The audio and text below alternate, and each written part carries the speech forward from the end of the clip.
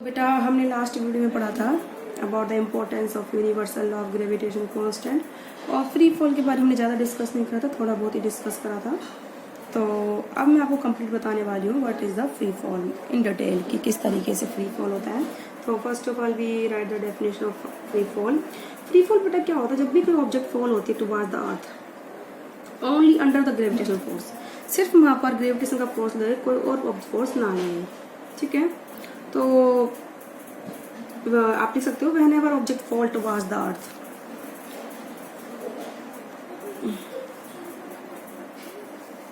When ever object falls towards the earth,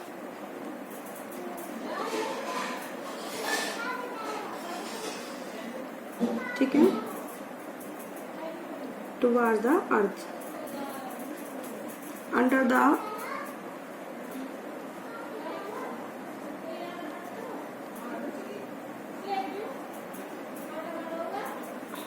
gravitational force alone,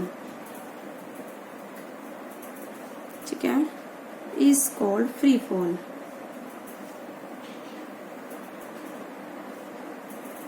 तो उसको हम बेटा क्या बोलते हैं? Free fall. ठीक है, तो फ्री फॉल इसी तरीके से हो गया जैसे मान लो ये स्टोन फॉल हुआ बेटा डाउनवर्ड डायरेक्शन में। ठीक है, तो मान लो अपने घर की 10वीं फ्लैट 8वीं 10वीं मंजिल पे हो, या दूसरी छत पे हो, तीसरी पे, तो आप वहाँ से कोई पत्थर हाथ से छोड़ते हो तो वो नीचे की ओर आता है, अर्थ की ओर। तो बीच में मान लो पत्थर को कोई ना कोई टकराए ना कोई उसको पकड़े, सीधा अर्थ पर आके गिरे, तो वो ग्रेविटेशन फोर्स से डाउनवर्ड आ रहा है अर्थ की ओर, डायरेक्ट आ रहा है डाउनवर्ड अर्थ की ओर। तो जो ये कोई भी ऑब्जेक्ट जो डाउनवर्ड आया अर्थ की ओर फॉल हो रहा है और under the only gravitation force, only कौन सा फोर्स हो? ग्रेविटेशन का या अट्रैक्शन का, और कोई फोर्स ना हो, तो हम उसको क्या बोलते हैं? Free fall. क्या बोलते हैं बेटा? Free fall. तो अर्थ जो है फोर्स लगा रही है ऑब्जेक्ट पर, तो ये डाउनवर्ड स्ट्रेट डायरेक्शन में आती है। स्ट्रेट मतलब सीधी, ये नहीं कि पत्थर ऐसे घूमता घूमता आएगा, घूमता घूमता नहीं आएगा पत्थर, सीधा ही कैसे आएगा बेटा नीचे। तो फ्री फॉल में इसलिए डायरेक्शन चेंज नहीं होती। ठीक है, मैंने पॉइंट लास्ट वीडियो में लिखवा दिया था, तो अब मैं इसको समझा रही हूँ किस तरीके से नहीं होता। तो फ्री फॉल में डायरेक्शन ऑब्जेक्ट की चेंज नहीं होती। क्लियर है? और फ्री फॉल में क्या होता है? जैसे फ्री फॉल में ग्रेविटेशनल फोर्स, क्या ग्रेविटेशनल फोर्स जो अर्थ का होता है वो क्या करता है? स्टोन को अट्रैक्ट करता है, फोर्स लगता है, तो उसमें क्या होता है? वेलोसिटी में चेंज आता है, ऑब्जेक्ट की वेलोसिटी में क्या आता है? चेंज आता है। तो इन फ्री फॉल, ठीक है, there is change in the velocity will be change due to the gravitational force. Okay, ऐसे जब वेलोसिटी में चेंज होगा, तो जब अगर किसी भी ऑब्जेक्ट की वेलोसिटी में चेंज होता है तो एक्सेलरेशन क्या होता है बेटा? प्रोड्यूस होता है। एक्सेलरेशन क्या होता है? प्रोड्यूस होता है। तो इन free fall acceleration produced due to the earth gravitational force. क्या होता है बेटा? एक्सेलरेशन प्रोड्यूस होगा due to the earth gravitational force. ठीक है, तो इसलिए इसको हम बोलते हैं एक्सेलरेशन ड्यू टू ग्रेविटी। क्या बोलते हैं? Acceleration due to the gravity. ठीक है, तो इसी में लिख दो आप therefore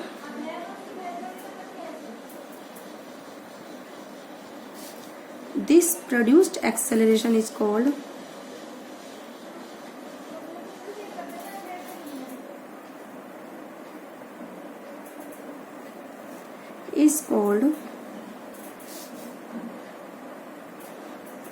acceleration due to gravitational force बोल दो, चाहे आप acceleration due to the gravitational force या फिर acceleration due to gravity.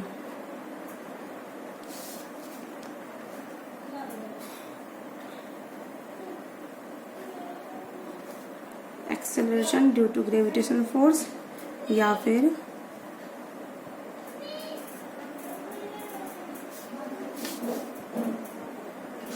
Acceleration due to gravity. ठीक है बेटा, या तो जो एक्सेलरेशन प्रोड्यूस होगा उसको हम क्या बोलते हैं? जो अर्थ अट्रैक्ट कर रही है ऑब्जेक्ट को अपनी ओर खींच रही है फोर्स से, तो उससे एक्सेलरेशन प्रोड्यूस होता है। एक्सेलरेशन प्रोड्यूस होता है तो उस एक्सेलरेशन को बोलते हैं एक्सेलरेशन ड्यू टू ग्रेविटी या फिर acceleration due to gravitational force. और इस एक्सेलरेशन को डिनोट करते हैं बेटा जी से। किससे डिनोट करते हैं? जिसे ओनली अर्थ के केस में ही डिनोट करते हैं बेटा। किस में करते हैं? अर्थ के केस में जितना एक्सेलरेशन लगेगा उसको हम किससे डिनोट करते हैं?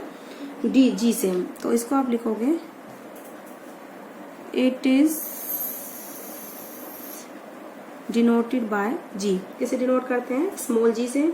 और इसकी वैल्यू कितनी होती है बेटा? 9.8 के आसपास आती है। ठीक है, तो आप इसी में लिख लो चाहे। एंड इट्स एसआई यूनिट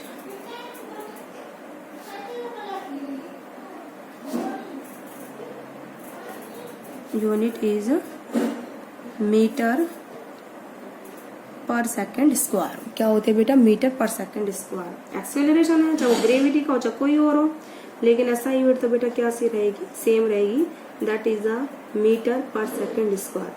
अब हम आपको इसकी वैल्यू कैलकुलेट करना बताएंगे। हम वैसे यहाँ पे लिखवा देते हैं। इसकी वैल्यू आती कितनी है? Value of g is 9.8 metre per second square.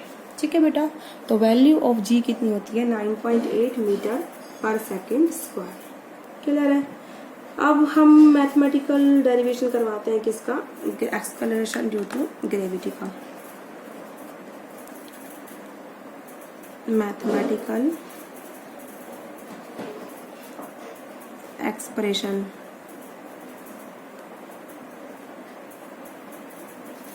Of acceleration due to gravity.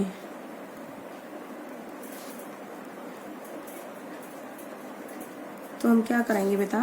Mathematical expression of acceleration due to gravity. मुझे ऐसा लग रहा है ये रेड पेन पता नहीं क्यों विजिबल नहीं होता। I will draw mathematical. ठीक है,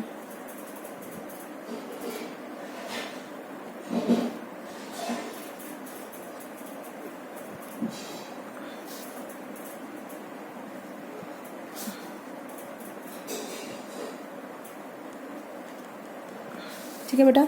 तो हम ड्राइव कराएंगे mathematical expression due to gravity का। अब देखो बेटा, according to Newton second law, पहले तो आप ऐसे कर लो, जो भी कोई ऑब्जेक्ट है, let mass of the stone आप कितना मान लो? m मान लो। क्या मान लो? Mass of the stone is m। जो भी कोई स्टोन फॉल हो रहा है, let mass of stone is equal to small m। कितना है बेटा mass of stone? Small m। तो जो ग्रेविटेशनल फोर्स है according to Newton second law, पहले तो आप इसको लिख लो, according to Newton second law, कोई भी फोर्स कितना होता है? मास इनटू एक्सेलरेशन के इक्वल होता है ना, F is equal to m में। तो ग्रेविटी यहाँ कौन सा फोर्स? हम ग्रेविटेशनल फोर्स की बात कर रहे हैं। ठीक है, according to Newton second law, gravitational force, चाहे वो ग्रेविटेशनल फोर्स हो चाहे वो इलेक्ट्रिक का फोर्स हो, फोर्स की बात हो रही है, तो ग्रेविटेशनल फोर्स यानी कि इसको F मान लीजिए। F कितना होगा? Equal to the product of mass and acceleration. Mass कितना है? m एंड एक्सेलरेशन कितना है? g। ओके, ठीक है, ये बात समझ में आ गई। सेकेंड लॉ, न्यूटन का सेकेंड लॉ क्या बोलता है? कोई भी बॉडी पर जो फोर्स है F is equal to m में होता है। बिकॉज यहाँ ब्रैकेट में लिख लो F is equal to m into a होता है। यहाँ पर a कितना है? एक्सेलरेशन g के बराबर है। तो F कितना हो गया हमारा? m into g। ओके बेटा, now universal law of gravitation क्या है? अकॉर्डिंग टू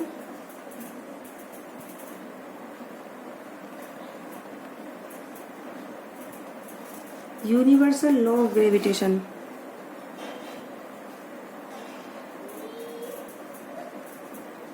F कितना है? आता है G, ये capital M small m upon में d स्क्वायर। ठीक है, होता है ना। तो this is the equation number 1 and this is the equation number 2। दोनों को लेफ्ट हैंड इक्वल है, फोर्स है, तो राइट हैंड भी क्या होंगे? इक्वल होंगे। क्लियर है बात? तो आप इसको आप सॉल्व करिए आगे।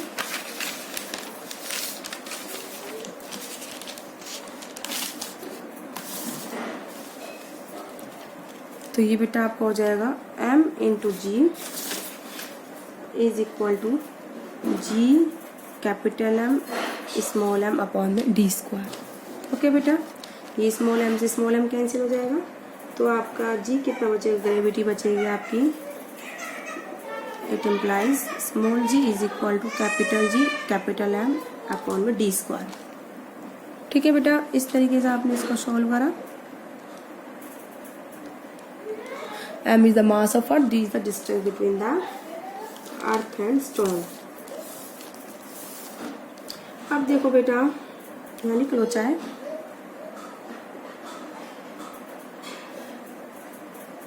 here m is mass of earth and d is distance between earth and stone या फिर कोई भी ऑब्जेक्ट।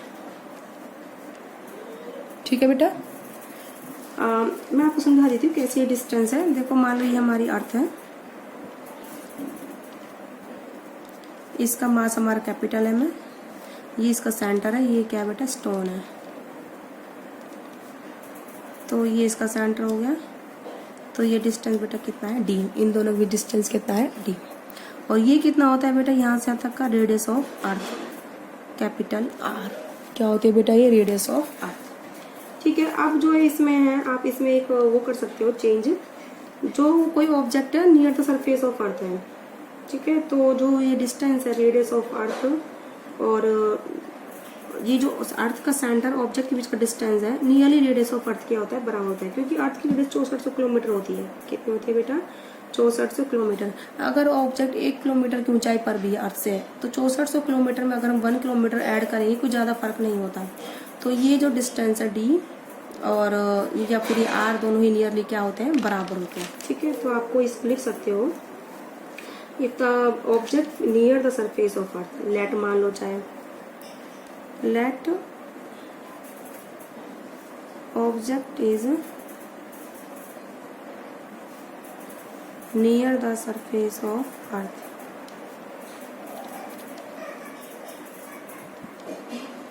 ठीक है, जो ऑब्जेक्ट है क्या है बेटा अर्थ की सरफेस के क्या नियर है, तो आप लिख लोगे इसमें d is nearly equal to capital are.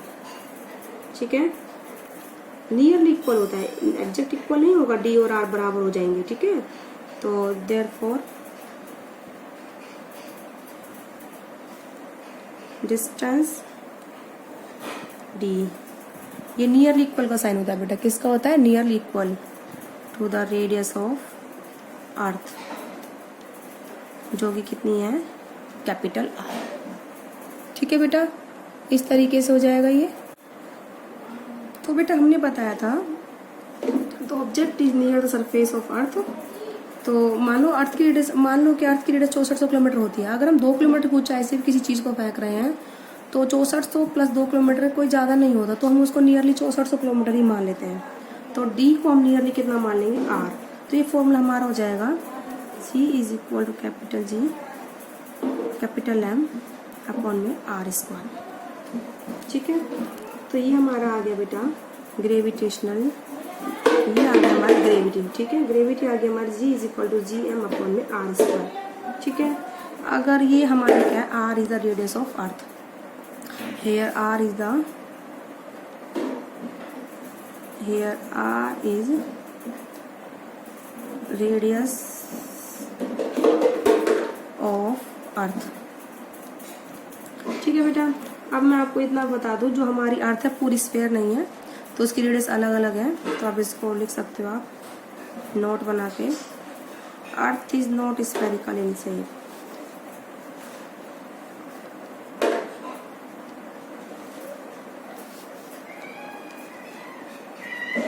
जो अर्थ है स्फेरिकल शेप में नहीं होती। ठीक है, इसकी जो रेडियस है अलग अलग होती है, पोल पर अलग होती है और इक्वेटर पर क्या होती है बेटा अलग अलग होती है।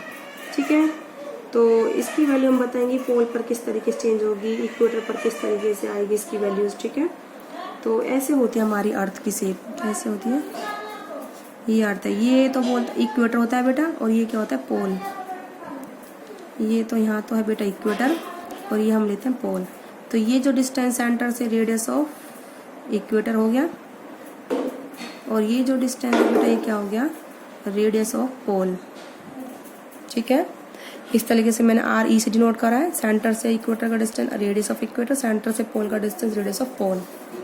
ठीक है, तो of course radius of equator is greater than the radius of pole. ठीक है, तो रेडियस अगर इक्वेटर की ज़्यादा है तो ग्रेविटी कम आएगी, पोल की रेडियस कम है तो ग्रेविटी क्या आएगी, ज़्यादा आएगी। तो therefore gravity at equator is less than the gravity at pole. ठीक है, क्योंकि इक्वेटर की रेडियस ज़्यादा है तो ग्रेविटी कम होगी, पोल की रेडियस कम है तो ग्रेविटी क्या होगी, ज़्यादा होगी। इसीलिए इक्वेटर पर ग्रेविटी ज़्यादा होती है और पोल पे ग्रेविटी क्या होती है, कम होती है। ठीक है, तो आई होप आप लोगों को समझ में आया होगा। तो आप लिख सकते हो gravity at poles is large than gravity at equator. ठीक है बेटा, तो आज की वीडियो में इतना ही। आई होप आप लोग अच्छे समझ में आया होगा जो मैंने समझाया है, ग्रेविटी कैसे कैलकुलेट करते हैं, उसकी मैथमेटिकल फॉर्म को हमने डिराइव करवाया है। G is equal to capital G upon में capital G capital M upon में डी स्क्वायर। ग्रेविटी पोल पर ज़्यादा क्यों होती है, इक्वेटर पर कम क्यों होती है। ठीक है, ये सब पॉइंट्स हमने बताए। तो ओके।